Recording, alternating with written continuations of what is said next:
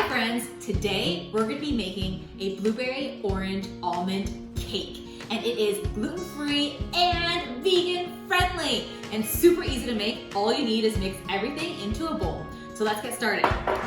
First up is prepare your little loaf pans.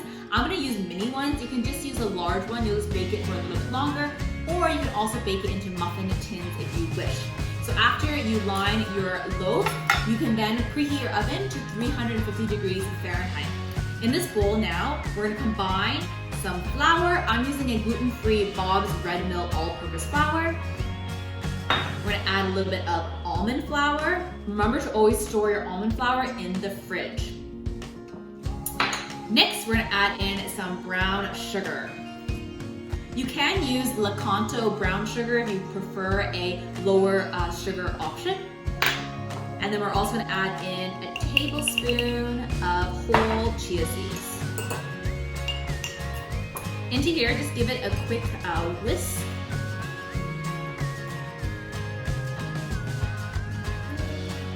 Just break apart into the brown sugar clumps that we have. Next, we're going to zest in orange. I'm going to be using clementine today, but you can use a regular size orange. It's just I'm making a smaller batch of this recipe, so I don't need a gigantic orange. It smells so nice. And when you're zesting again, just take off the top layer. Don't go too deep, otherwise it will get bitter. No one wants a bitter cake. Okay. Now we are going to mix in some baking powder. 1 teaspoon.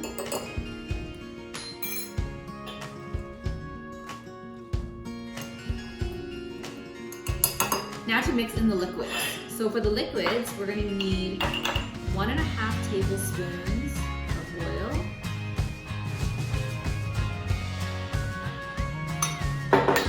the juice of a clementine, and some milk. You can use any milk you want. Obviously, if you're vegan, non-dairy. You can also use cow's milk if you prefer.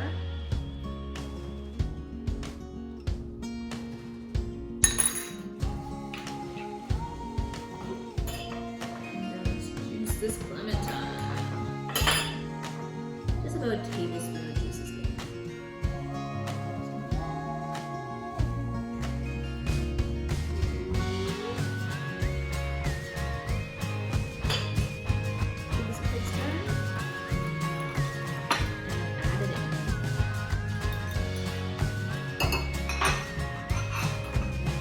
I'm going to switch over now and use a spatula. So incorporate everything together.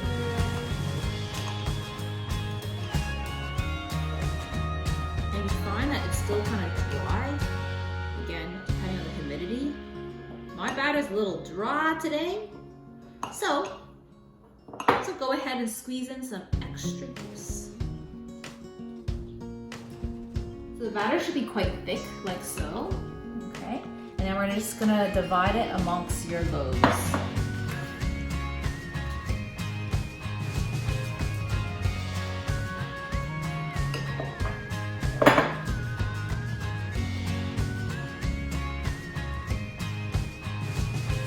Put it down.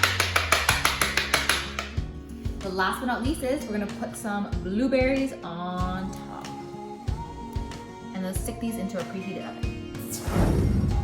These just came out of the oven. You're gonna let it cool on a cooling rack just like this. So just take it straight out of the parchment paper, super easy.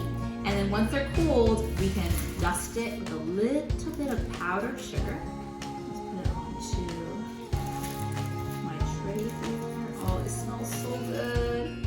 They also will freeze wonderfully. So to freeze it, I would individually wrap them, and then you can pull it out as you need to.